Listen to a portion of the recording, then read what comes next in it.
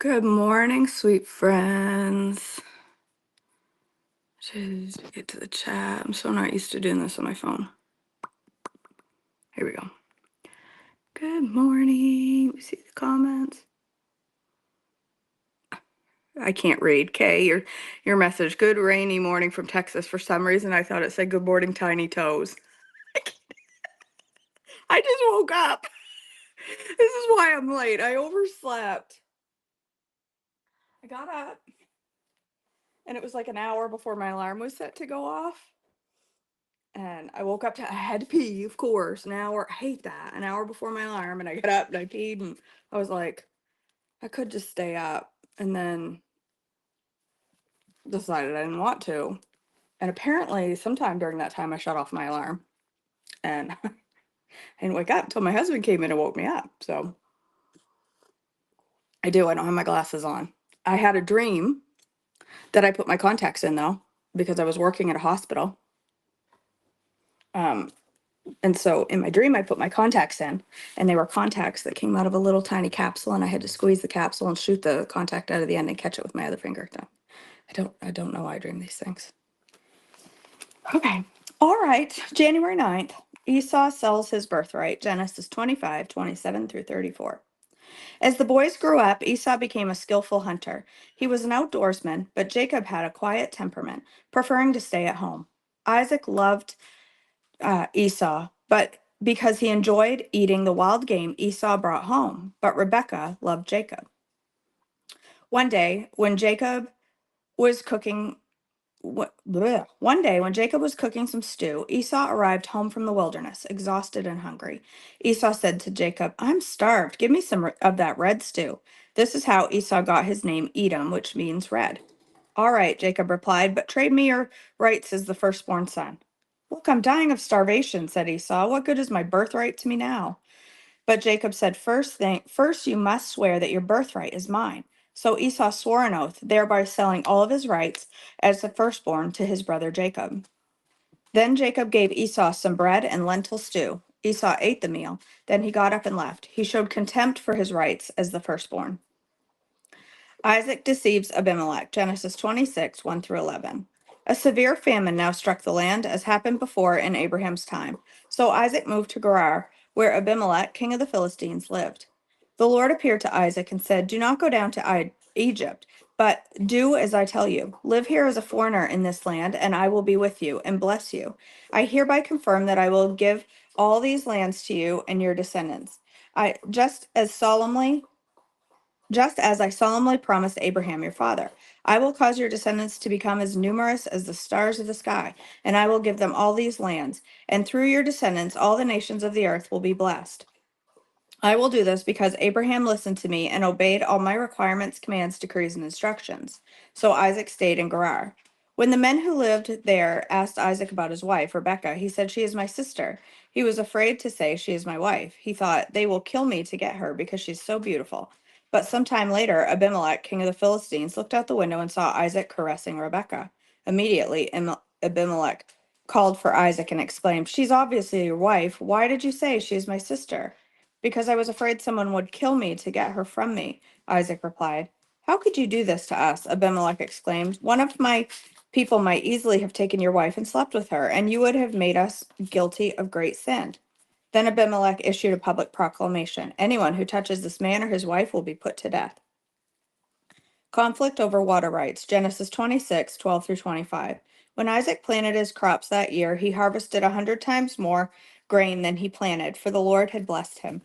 He became a very rich man, and his wealth continued to grow.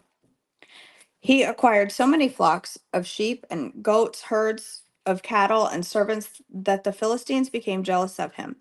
So the Philistines filled up all of Isaac's wells with dirt. These were these were the wells that had been dug by the servants of his father Abraham. Finally, Abimelech ordered Isaac to leave the country. "Go somewhere else," he said, "for you have become too powerful for us." So Isaac moved away to the Gerar Valley, where he set up their tents and settled down. Excuse me. He reopened the wells his father had dug, which the Philistines had filled in after Abraham's death. Isaac also restored the names Abraham had given them. Isaac's servants also dug in the Gerar Valley and discovered a well of fresh water. But then the shepherds from Gerar came and claimed the spring. This is our water, they said, and they argued over it with Isaac's herdsmen. So Isaac named the well Esek, which means argument. Isaac's men dug another well, but again there was a dispute over it.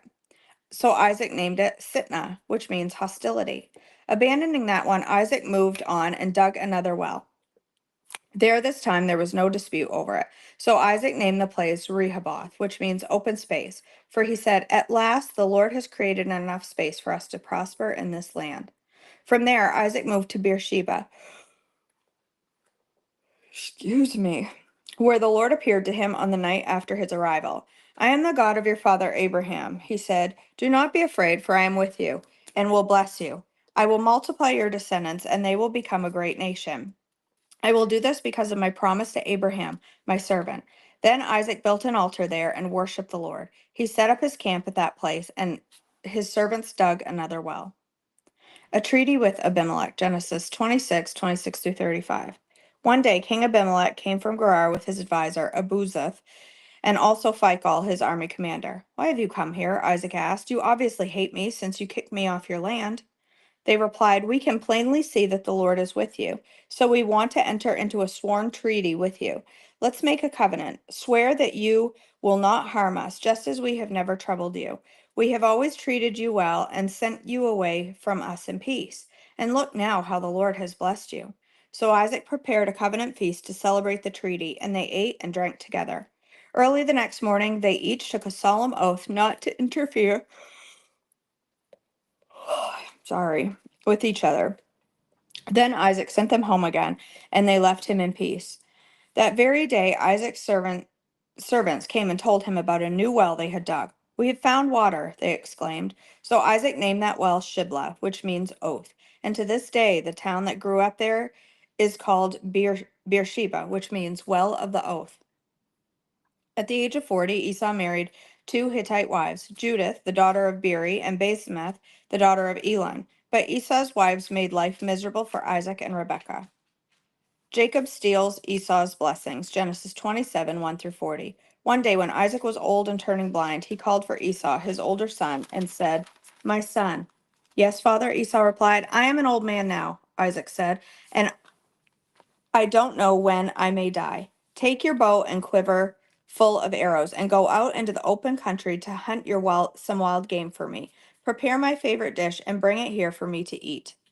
Then pronounce the blessing that belongs to you, then I will pronounce the blessing that belongs to you, my firstborn son, before I die." But Rebekah overheard what Isaac had said to his son Esau. So when Esau left him to hunt for the wild game, she said to her son Jacob, "Listen, I overheard your father say to Esau, 'Bring me some wild game and prepare me a delicious meal. Then I will bless you in the Lord's presence before I die.' Now, my son, listen to me. Do exactly as I tell you. Go out to the flocks and bring me 2 young goats. I'll use them to prepare your father's dish. Then take the food to your father so he can eat it and bless you before he dies." "But look," Jacob replied to Rebekah, "my brother Esau is a hairy man and my skin is smooth. What if my father touches me? He'll see that I'm trying to trick him, and then he'll curse me instead of blessing me." But his mother replied, "Then let the curse fall on me, my son. Just do what I tell you. Go out and get the goats for me." So Jacob went out and got the young goats for his mother. Rebekah took them and prepared a delicious meal, just the way Isaac liked it. Then she took Esau's favorite clothes, which were there in the house, and gave them to her younger son, Jacob. Of she covered his arms and the smooth part of his neck with the skin of the young goats. Then she gave Jacob the delicious meal, including freshly baked bread. So Jacob took the food to his father. "My father," he said. "Yes, my son," Isaac answered. "Who are you, Esau or Jacob?" Jacob replied, "It's Esau, your firstborn son. I've done as you told me. Here is the wild game. Now sit up and eat it so you can give me your blessing." Isaac asked, "How did you find it so quickly, my son?" "The Lord your God put it in my path," Jacob replied. Then Isaac said to Jacob, "Come closer so I can touch you and make sure that you really are Esau." So Jacob went closer to his father, and Isaac touched him. "The voice is Jacob's, but the hands are Esau's," Isaac said. But he did not recognize Jacob because Jacob's hands felt hairy just like Esau's. So Isaac prepared to bless Jacob. But are you really my son Esau? He asked. Yes, I am, Jacob replied. Then Isaac said, Now, my son, bring me the wild game. Let me eat it, and then I will give you my blessing. So Jacob took the food to his father, and Isaac ate it. He also drank the wine that Jacob served him. Then Isaac said to Jacob, Please come a little closer and kiss me, my son. So Jacob went over and kissed him. When Isaac caught the smell of his clothes, he was finally convinced, and he blessed his son. He said, Ah, the smell of my son is like the smell of the outdoors, which the Lord has blessed. From the dew of heaven and the richness of the earth, may God always give you abundant harvest of grain and bountiful new wine. May many nations become your servants, and may they bow down to you. May you be the master over even your brothers, and may your mother's sons bow down to you. All who curse you will be cursed, and all who bless you will be blessed. As soon as Isaac had finished blessing Jacob, and almost before Jacob left his father, Esau returned from his hunt. Esau prepared a delicious meal and brought it to his father. Then he said, Sit up, my father, and eat my wild game so you can give me your blessing. But Isaac asked, Who are you? Esau replied, It's your son, your firstborn son, Esau. Isaac began to tremble uncontrollably and said, Then who just served me wild game? I have already eaten it, and I have blessed him just before you came. And yes, that blessing must stand. When Esau heard his father's words, he let out a loud and bitter cry. Oh, my father, what about me? Bless me too, he begged. But Isaac said, Your brother was here, and he tricked me. He has taken away your blessing. Esau exclaimed, No wonder his name is Jacob, for now he has cheated me twice. First, he took my rights as a firstborn, and now he has stolen my blessing. Oh, haven't you saved even one blessing for me? Isaac said to Esau, I have made Jacob your master and have declared that all his brothers will be his servants. I have guaranteed him an abundance of grain and wine. What is left for me to give you, my son? Esau pleaded, But do you only have one blessing? Oh, my father, bless me too. Then Esau broke down and wept. Finally, his father Isaac said to him, You will live away from the richness of the earth and away from the dew of the heaven above. You will live by your sword and you will serve your brother. But when you decide to break free, you will shake his yoke from your neck. Jacob flees to Paddan Aram, Genesis 27:41 through 28:5. From that time on, Esau hated Jacob because their father had given Jacob the blessing. And Esau began to scheme, I will soon be mourning my father's death, then I will kill my brother Jacob. But Rebekah heard about Esau's plans. So she sent for Jacob and told him, Listen, Esau is consoling himself by plotting to kill you. So listen carefully, my son. Get ready and flee to my brother Laban in Haran. Stay there with him until your brother cools off. When he calms down and forgets what you have done to him, I will send for you to come back. Why should I lose both of you in one day? Then Rebekah said to Isaac, I'm sick and tired of these local Hittite women. I would rather die than see Jacob marry one of them. So Isaac called for Jacob, blessed him, and said, You must not marry any of these Canaanite women. Instead, go at once to Paddan Aram to the house of your grandfather Bethuel and marry one of your uncle Laban's daughters. May God Almighty bless you and give you many children, and may your descendants multiply and become many nations. May God pass on to you and your descendants the blessings he promised to Abraham. May you own this land where you are now living as a foreigner, for God gave this land to Abraham. So Isaac sent Jacob away, and he went to Paddan Aram to stay with his uncle Laban, his mother's brother, the son of Bethuel the Aramean. Okay. I always wondered about why the blessing had to stand when it was based on lies. I never understood that. I mean, someday I will, but right now I don't. Happy birthday, Meredith.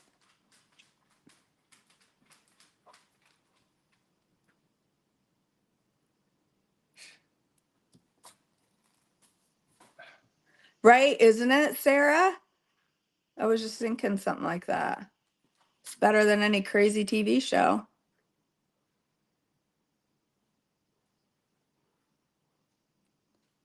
Oh, Jill. I didn't know you were getting your other hip in May. I didn't know that. He knows somebody's coming. The dog's on patrol duty because he knows somebody's about to come to our house. He's on alert. He's running around the house all wound up. because he wants to give kisses to contractors. I don't care. All right. We are on chapter 7, the flow of mercy. Psalm 86:5 says, "For you, Lord, are good and ready to forgive, and abundant in mercy to all who call upon you." Not long ago, my husband Chris and I were working in our yard, trying to clean up our landscape. Neither one of us has a green thumb, so the process is neither easy nor enjoyable. It sounds like us. We do not enjoy cleaning up our landscape at all. Nonetheless, it had to be done. As Chris was pruning a rather large bush, I was going behind him, attempting to gather the leaves and branches and place them in a trash bag. I may not be able to garden, but I can definitely clean. The problem was the leaves contained a very sticky substance that made it difficult to handle and caused an allergic reaction with my skin. If anyone was watching me try to bag these long, flowing, sticky leaves, then they were in for a treat because each one would wrap around my legs, my arms, and basically anything it touched. When Chris looked at me, I had welts all over me from the sticky substance reacting to my skin, and I had leaves in my hair, on my legs, and around my back. What a mess. I wanted to get rid of the plant completely, but it was a necessary part of our landscape. Sometimes people in our lives cause the same reaction as these plants. They are difficult to deal with and they cause us pain and irritation. The simple solution is to cut them out of our lives or somehow avoid them, but God has strategically placed them as a necessary part of our landscape. When I was struggling with the plant, Chris looked at me and said, "Put some gloves on, long sleeves, long pants, and then you will be protected and able to handle the leaves." Why had I not thought of that before? It was such an obvious answer, but I tried to get in there and tackle it myself. Of course, once I put on the right equipment, then the task became much easier. The same is true when dealing with difficult people. We try to handle it ourselves, but we get tangled up in a mess. But if we allow the supernatural mercy of God to flow through us, then the task becomes much simpler. It is the same mercy that God uses to flow over us when we ourselves are difficult and hard to handle. It is God's glorious mercy that gives us second, third, and hundredth chances when we fail Him miserably. And it is this supernatural mercy that saved us from a life of sin and sentence of eternal death. Therefore, knowing the vast amounts of mercy that we've received from God, how then is it so difficult for us to show mercy to others? I am sure there are multiple reasons, but one that was recently brought to my attention was that I had stopped the flow of mercy. I was dealing with a difficult situation regarding a person close to me, and I was struggling to find the mercy I needed to handle it. As I laid out my issues before the Lord and asked Him to help me deal with this person, He showed me that I had stopped the flow of mercy in regards to this relationship. Because of the hurts and pains I had experienced over the past few months, I began to withdraw and pull away, protecting myself. Due to the thorny and complicated nature of this relationship, I had decided to put up a good front, but not open my heart. I knew how to be nice and polite, and I knew how to be peaceable and pleasant, but I was tired of opening my heart to someone who had caused such pain. Thus, I had put up a blockade in my heart. God began to show me that the blockade I had put up to prevent pain and problems was the very thing that was causing me pain and problems. You see, mercy needs an open channel and an open heart to flow freely. When God extends His mercy to me, He does not hold back. He opens His whole heart to me and allows mercy to flow freely from Him to me. When we are dealing with other people, we often need an open heart to allow mercy to flow freely. Otherwise, the flow turns into a trickle and then is ultimately stifled completely. Having an open heart is a risk because it makes you vulnerable to the thorns, but I can tell you it is usually worth the risk. There are isolated and special circumstances when the best solution is to remove yourself from the relationship, but that should be done with a great amount of prayer and godly counsel. Because when God's mercy flows freely, it brings healing and change to situations and to people. It did in my life. When God's mercy ran over me, it changed my heart and my life. It will do the same when we allow it to flow through us out to others. Nothing softens the heart like the extended hand of mercy to an undeserving soul. The amazing power associated with God's mercy is more than we can understand and is incredible to experience. This flow of mercy is so crucial to our lives that God puts people in our lives that require us to seek Him for this supernatural flow. If we only dealt with people that were easy, then we would not have to depend on Him. But God knows that we need his mercy to be continually surging through our lives. So he makes sure that we are in places where we regularly have to ask for it.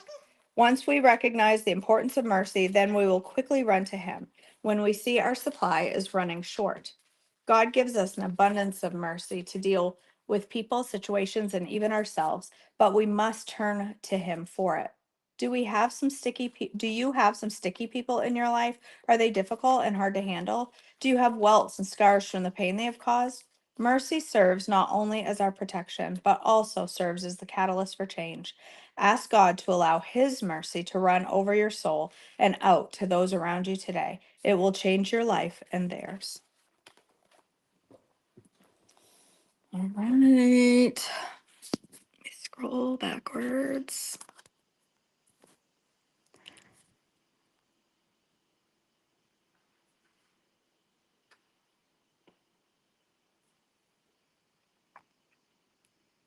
It wasn't based on lies, though Jacob should have given it anyway once. Well, right. Well, that's true, Jamie.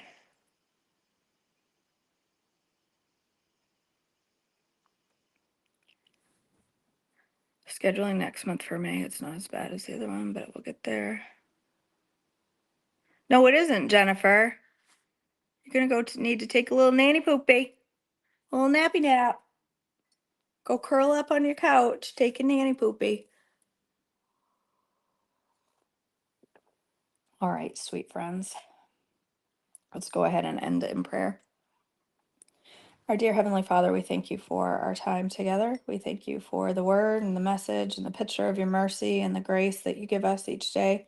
Thank you for the reminder of mercy that we need to give to others, and help us today to let that mercy flow the way that you want it to. God, I pray for each person here. We pray for Jill's hip that it will start feeling better so that she is able to work until her hip replacement and provide the income that they need. And I just pray for her comfort and just provision for her through this time. God, we also pray for those in the path of the fires, that you would stop the fires, contain the fires, and protect the people. And I just pray for those that are losing their homes. I just pray for your peace to surround them as well through such a scary and difficult time. God, as we go through our day today, help us to honor you with everything that we do, whether it's doing schoolwork, whether it's going to work, whether it's dealing with contractors or whatever we have going on in our lives today. I just pray that you will help us to honor you with our thoughts, our words, and our actions. In your precious name, amen. That's okay, Nikki. I was late too.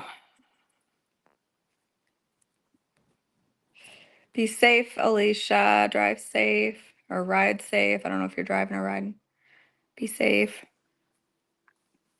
Yeah, we have the remaining what piece of our shower projects that was started ages ago. We have the final step today. Our new shower door is finally here. Had to be ordered, and so that's being installed today. So we're all nervous.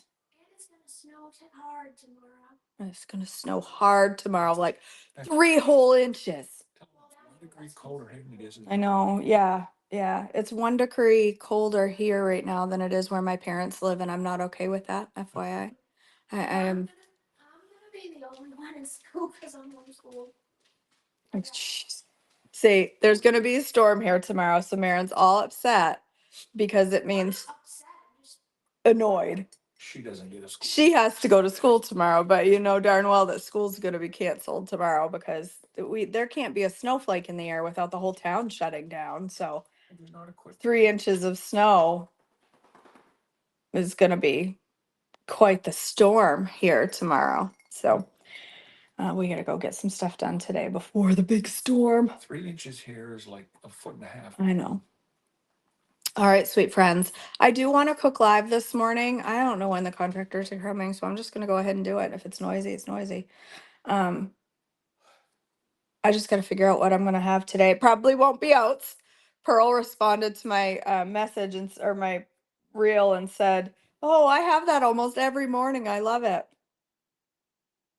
I said, you need to make it so I can see a picture of what it looks like. Because I feel like Pearls does not come out like a slimy oat flap. I ate it. Maybe Meredith, maybe I'll make you a birthday cake. Actually, I've been really wanting a giant chocolate cake, like a 3-layer chocolate cake, but I'm not gonna make one because you know what happens if I make a 3-layer chocolate cake? I eat a 3-layer chocolate cake, and I don't want to eat a 3-layer chocolate cake. You let me know, Jill. I hope you love it. I don't know if it's just my inability to make good oat flaps but I am gonna find a recipe from Wisdom and we'll make that today. So Why is it being nervous with you? give the dog a treat. He's begging. No. All right, you guys. Love you, and I hope to see you live for breakfast. And if not, well, fine.